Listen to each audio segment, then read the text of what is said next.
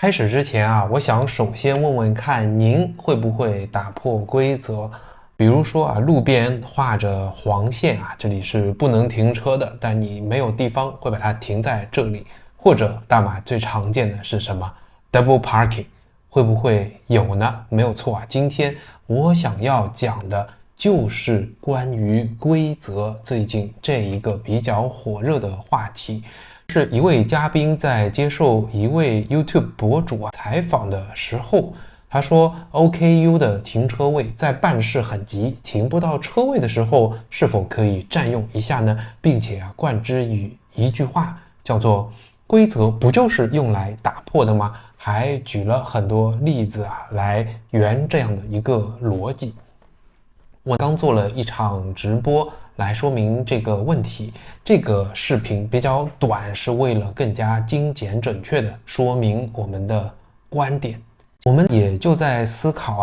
到底规则是用来打破的这句话对不对？哪些是可以用来打破，哪些真的是不能用来打破的？当然，为了讲这个，我还是要先讲清楚我的一些原则。首先呢，我并不希望针对个人，因为单单通过一个视频，我们不能完整准确的了解一个人的观点。再说呢，一旦作为媒体开口，其实嘴上说的很爽，就是拥有了某一种暴力。我觉得我们如果更多的针对事情去分析，会意义远远大过于此。反而我比较担心的是媒体的暴力对个人造成一些影响。我觉得就事论事的分析就可以。另外两个原则呢，一个是我希望不要蜻蜓点水、哗众取宠，停留在满足大家对或者不对，或者是扩大到对一群人的分析，以立场来定是非这样的情绪的宣泄。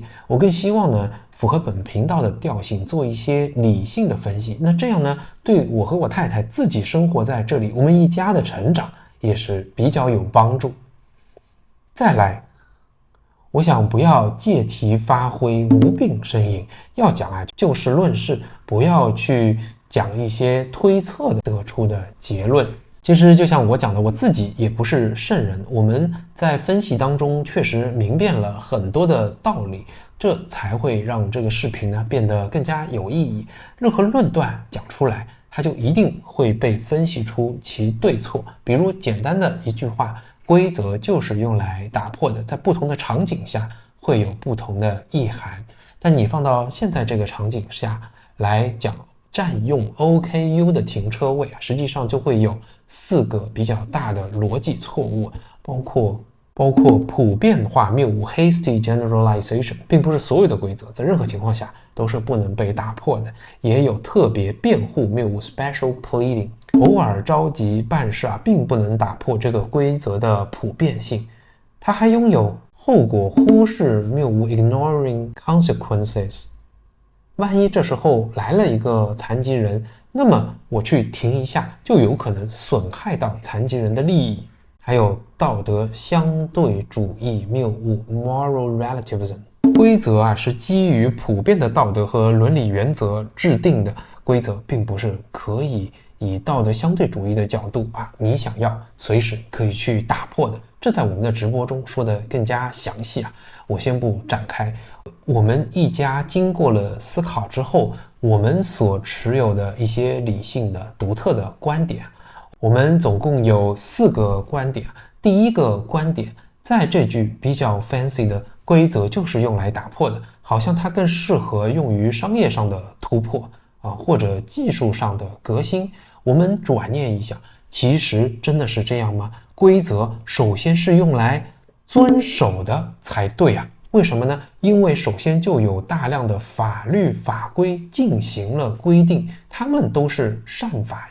马来西亚加入了联合国保护残疾人的一些承诺，因此它首先就有2008年残疾人士法令Persons with Disabilities Act 2008，它对保护 OKU 的权利进行了声明。还有呢，1984建筑统一法规 Uniform Building by Laws， 它就规定每50个普通停车位需要设置一个 OKU 停车位，如果总停车位少于50个，也必须至少设置一个 OKU 停车位。这些车位应尽可能的靠近入口、出口或电梯等方便残障人士出行的位置，并且需要明确的标明 OKU 停车位。你看，这是有法律规定的，还不要忘了1987道路交通法 Road Transport Act 1987以及各个地方政府的 Parking Bylaws，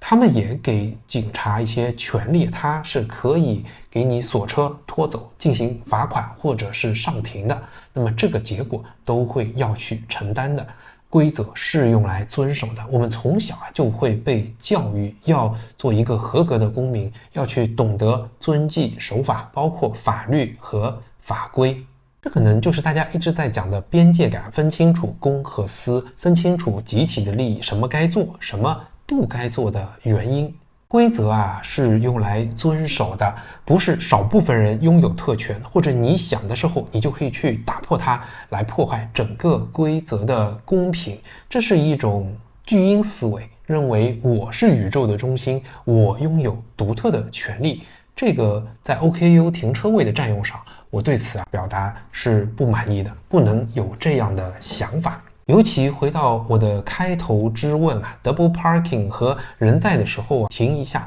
它没有影响到很多人，尤其是残障人士、社会弱势群体，大家都想要积极去维护和保障他们权益的敏感的这部分人群的利益。有些规则的突破其实是不会甚至于妨碍到别人的利益的，那它确实是可以被突破的，所以用在这里我们更要知道哪些是底线，是公序良俗public orders and morals， 是我们绝对不能去突破的红线禁区。我们所拥有的第二个观点是打破规则有代价的，有非常大的代价，有你不愿意承受的代价。因为你可以打破，别人也可以打破，头上的当局或者政府，他们拥有更高的权力，也可以打破。规则的制定不正是为了保障所有人的最大化的利益，因为所有人都要去符合这个规范吗？有时候我们看到我突破一下也没事很变通，很聪明，很有可能是一种幸存者的偏差。你成功了，其实有更多的人进入了法院、医院，或者是监狱，或者销声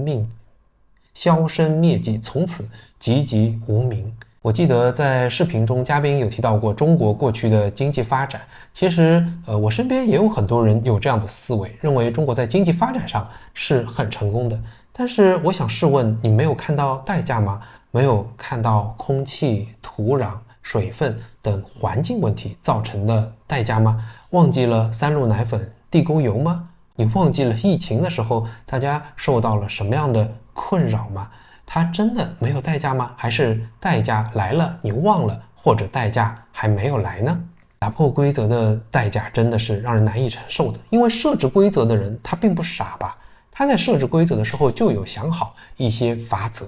你破坏规则所获得的收益，他确保会要比你所要付出的代价小，他会让你痛的。即便没有，你会觉得没有人设置一些法则，我可以去要么是钻空子，要么呢你就损害了其他人的利益，去进行丛林法则，这也是不受到鼓励的，这也不是一个文明社会所应该拥有的道德态度。我们所拥有的第三个观点很特别，因为我们是外国人，生活在大马，我觉得尤其要珍惜大马所拥有的规则感。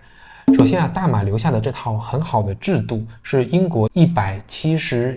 年的治理是有不少关系的。留下的这套很好的制度，我猜呢也奠定了大马秩序的基础。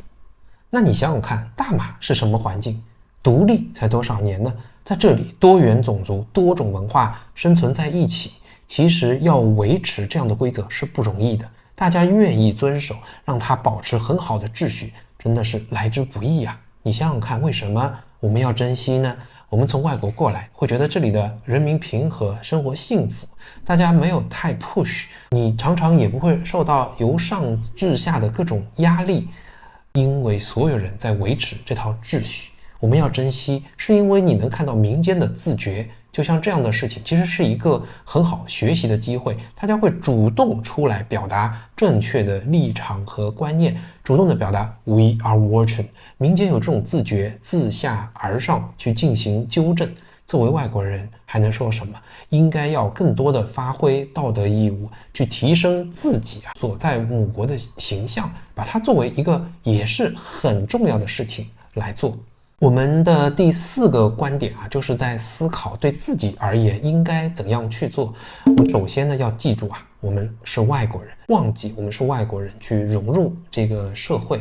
为此呢，先要有意识我身边的不同是什么，不同的宗教和民风习俗，学会尊重，通过主动的学习比如大家是拿右手拿东西给别人的，指东西用大拇指你买东西就保存好 receipt， 不要犯我以前的错误，从小事点滴开始融入。我们要记住自己是外国人该怎么做呢？不要去破坏当地的生态和规范，不要觉得我所熟悉的一套好像可以钻空子，好像显得很聪明，大有可为。千万不要想，因为别人形成的这个稳固的体制是有其道理的，很有可能因为我们小小的举动就会破坏这样的稳定。如果真的要改变，回到这个例子当中，比如我们看到这么多的 OKU 停车位没有人停，那你是否可以发明一套分时共享的机制？你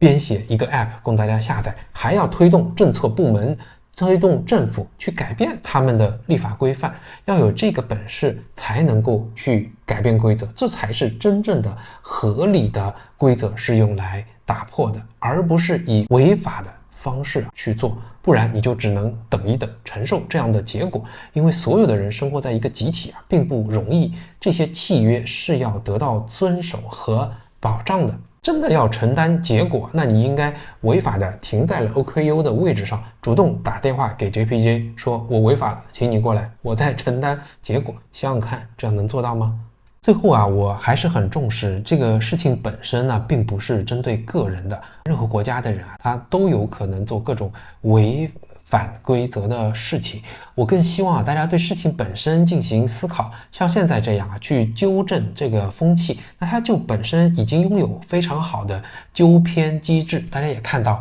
很多中国的 YouTuber 出来说，也是去正风气的一种方式，更不要发展成对个人给他造成太大的压力，也不要对整个群体进行一个简单化的评价。我觉得这个都是没有太动脑筋和思考的结果。那真心呢，还是希望生活在大马能够享受到这么好的风气民俗，我们要懂得珍惜，我们要融入进去。作为一个 YouTuber 呢，我也突然感受到，其实是有这样的能力有这样的一个责任来进行一些正确价值观的宣导，可以让看到的人，甚至于后来大马的人了解大马社会，我们一起融入。